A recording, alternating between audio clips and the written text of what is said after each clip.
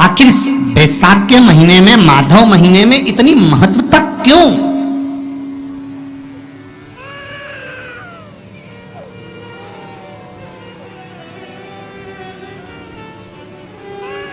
बैसाख के महीने में पड़ने वाली एकादशी, चतुर्थी, प्रदोष, अमावस्या, पूर्णिमा, शिवरात्रि, ये सभी इतनी महत्वपूर्ण क्यों हो जाती है?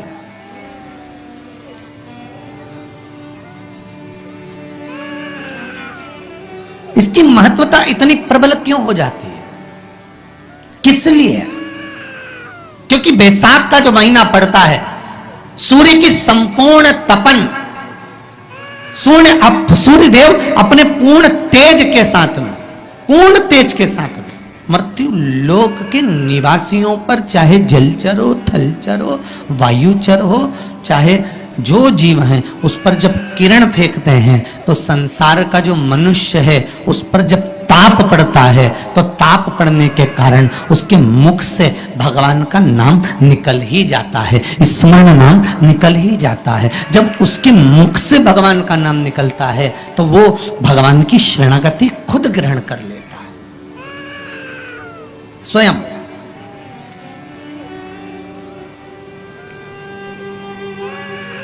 शरणागति ग्रहण कर लेना।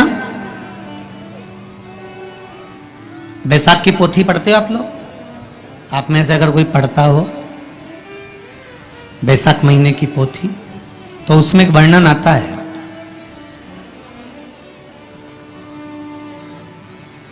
गीता प्रेस गोरखपुर के कल्याण अंक में भी आप ये पावन बैसाख चरित्र श्रवण कर सकते हैं।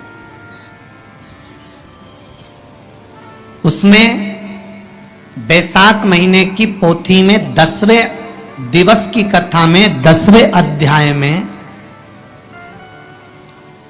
एक व्याध और शंख मुनि का चरित्र आता है।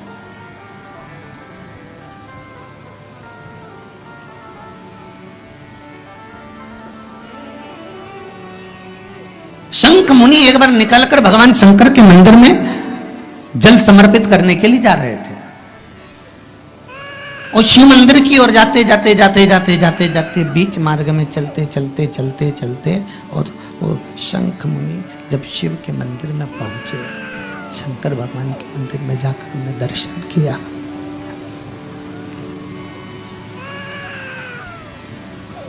जल का पात्र उठाया और वो जल का पात्र उठाकर जब भगवान शिव को समर्पित कर रहे थे तो उसी समय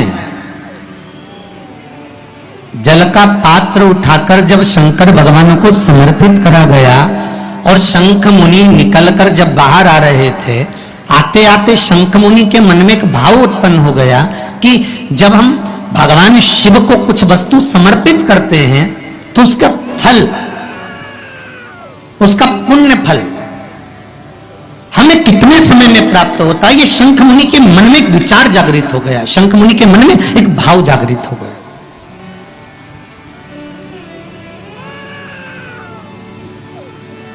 कई माताएं पशुपति व्रत करती हैं, कई ऐसी माताएं हैं जिन्होंने 2-3 बार पशुपति व्रत कर लिए होंगे, दूसरे को बताया, उसने व्रत करा, उसका हो गया, उसको फायदा भी मिल गया, और ये 3 कर ली, उसके बाद भी कुछ ना कुछ रह गया। तो इसके मन में आया कि बताओ, मैं भी व्रत कर रही हूँ, ये भी व्रत कर रहा है, ये भी व्रत को सुन कर रहा है, मैं भी व्रत कर रही हूँ, आखिर बात समझ में नहीं आती। उसको लाभ मिल गया, मुझे लाभ नहीं मिला, उसको लाभ की अनुभूति हो गई, मुझे लाभ की अनुभूति नहीं हुई। तो कभी विचार करना कि तुमने उसको पशुपति व्रत बताया, उसने व्रत किया और बड़े दिल से करा, बड़े बड़े दिल से करा, तुम्हारे बताए अनुसार करा, मतलब तुम्हारी बात पर कितना विश्वास होगा उसको, तुम्हारी बात पर कितना भरोसा होगा उसको। और तुम्हारे बताए अनुसार उसने पशुपति व्रत कर लिया और उसका काम हो गया, और तुम 2 बार 3 बार 4 बार 5 बार कर चुकी तो भी नहीं हुआ। उसका कारण क्या हो सकता है? उसका एक कारण है, तुम्हारी बात पर उसने विश्वास कर लिया पर तुम अभी विश्वास पूर्ण रूप से कर नहीं पाई हो। तुमने ये सोचा है कि दुनिया कर रही है तो अपन भी कर लो। एक बार महाराज ने बोला है कर लो, देखा जाएगा। पर तुम्हारे भारत में वो जागृतता, तुम्हारे पास में वो जागृतता, तुम्हारे पास में वो बल, तुम्हारे पास में वो विवेक, तुम्हारे पास में वो बल प्राप्त नहीं हुआ, वो विश्वास जागृत नहीं हुआ।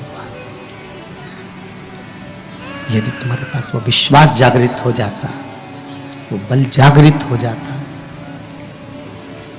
तो तुमने जब पशुपति व्रत करा उसका फल तुमको मिल जाता। अगर विश्वास जागृत होता तो फल मिल जाता।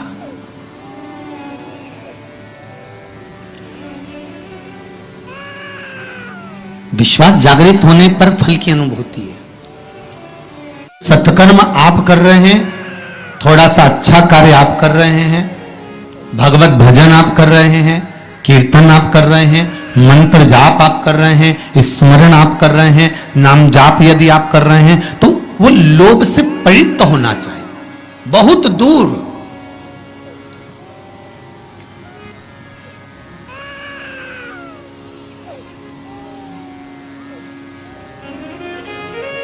आपके भीतर वो उपजे ना।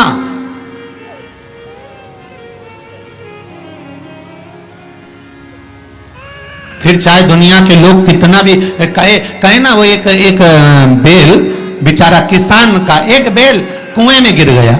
अब कुएं में गिर गया तो किसान का बेल जब कुएं में गिरा तो ये देखा कि कुएं में से बेल को निकालना है। खूब मेहनत करी किसान ने बेल को निकालने की, पर वो बेल निकल नहीं रहा था। बहुत बहुत बहुत बहुत मेहनत करने के बाद भी वो बेल नहीं निकला। बहुत अथक प्रयास करा गया पर बेल नहीं निकला। तब किसान ने फिर कहीं मशीन वाले से कहा होगा कि इस बेल को निकालना है। मशीन वाले ने कहा 25,000 रुपये लग जाएंगे, 20,000 रुपये लग जाएंगे। तो उसने सोचा 20,000 25,000 लग जाएगा तो इससे अच्छा है कि इसको पड़े ही रहने दो। बेल किसी काम का तो था नहीं, बूढ़ा हो गया था। अगर बेल बूढ़ा हो गया है तो इसी कुएं में पड़े रहने दो, मर जाएगा। इसी कुआं भी सूख गया है, इसमें कोई दिक्कत वाली बात नहीं, अपन कचरा पटकते जाएंगे, बेल को वहीं की वहीं दबा देंगे। गांव के लोगों से कह दिया मेरा बेल कुएं में गिर गया है और ये बूढ़ा हो गया था। एक काम करो, तुम्हारे गांव का जितना भी कचरा है ना, घर वाले वो सब लाकर इसमें डालते हैं ना, बेल मर जाएगा, धीरे धीरे उस पे मिट्टी डल जाएगी। गांव के लोगों ने कचरा लाकर डालना चालू करा। जैसे जैसे बेल के पास में कचरा पटकना प्रारंभ करा, बेल भी समझदार था। इधर कचरा पटकते तो इधर पांव रखकर खड़ा हो जाता, इधर पटकते तो इधर पांव रखकर खड़ा हो जाता। धीरे धीरे पूरा कुआं भराते चले गया और बेल कचरे पर पांव रखते रखते रखते रखते रखते रखते बाहर आ गया।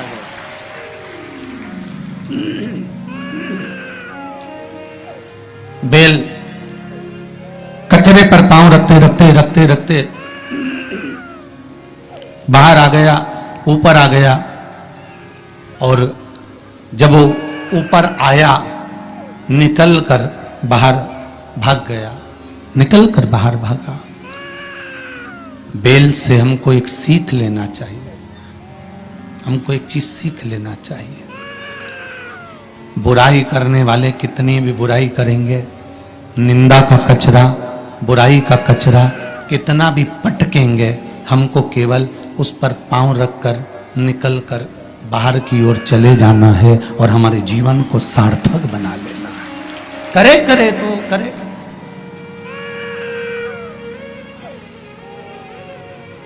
अब शब्द कहने वाला कहता रहे, ताने देने वाला देता रहे, गाली देने वाला देता रहे। अपनी शिव भक्ति, अपना स्मरण, शंकर का अनुमोदन होता रहे, बस इसका ध्यान रखना। बैसाख के महीने में 9वीं तिथि को माता जानकी का प्रागट्य हुआ है। पृथ्वी से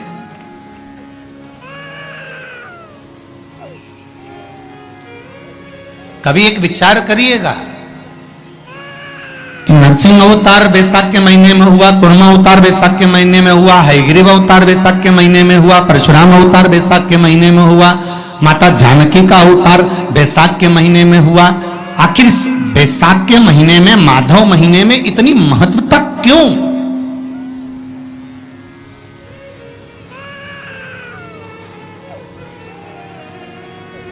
हर महीने की जो शिवरात्रि आती है, मासिक शिवरात्रि जो आती है, आप 12 महीने का नियम बनाओ कि मैं 12 महीने की शिवरात्रि का व्रत करूं ना करूं। मैं शंकर के मंदिर में 12 महीने जो शिवरात्रि आती है, उस शिवरात्रि का नियम लेती हूं कि शिवरात्रि के दिन में दिया लगाने 3 जगह पर जाऊंगी। पहला, बोलते जाओ जम के, बेलपत्री के नीचे। दूसरा, शंकर भगवान के मंदिर में या शिव मंदिर की चौखट पर।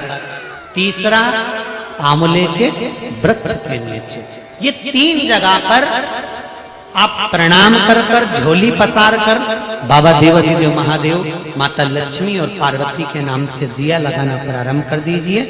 3 महीने की शिवरात्रि पूरी हो, ये निश्चित है अगला पत्र आपका इस जगह पर मिलेगा कि बाबा ने मेरा ये